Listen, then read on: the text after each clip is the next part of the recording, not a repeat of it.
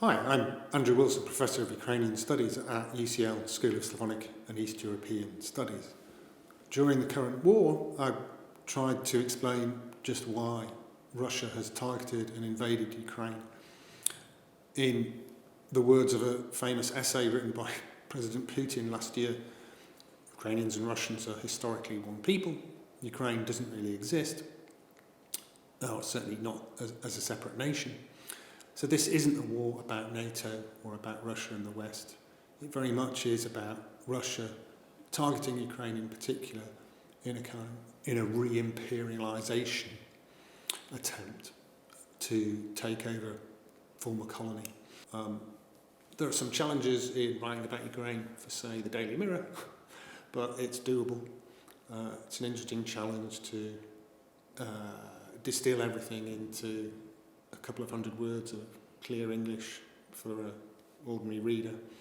But you need to be able to do that. You need to be able to say why it matters, in terms that are understandable to everybody. Because this is terrible. It's war we haven't seen on the European continent since 1945. It's Europe's biggest army against its second biggest. It's asymmetric, sure. The Russian army is bigger, but the Ukrainians are doing extremely well because they're defending their own country. So you need to know what motivates them and why they're succeeding. 2014 was 8 years ago, first invasion, and it's tragic that this is not only happening again, but on a much, much bigger scale. We need to learn the lessons of how we didn't react properly, forcibly enough in 2014, or even going back to 2008, Russian war against Georgia. We reacted with insufficient force, with insufficient solidarity. We didn't take the sovereignty of these states seriously enough.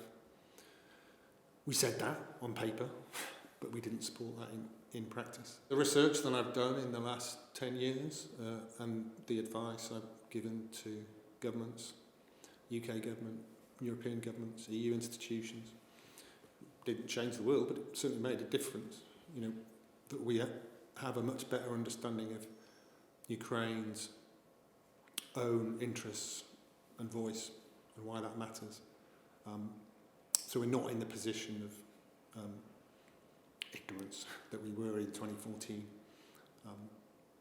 We haven't got everything right, but we've got more things right this time. Although, of course, the challenge is much, much, much greater.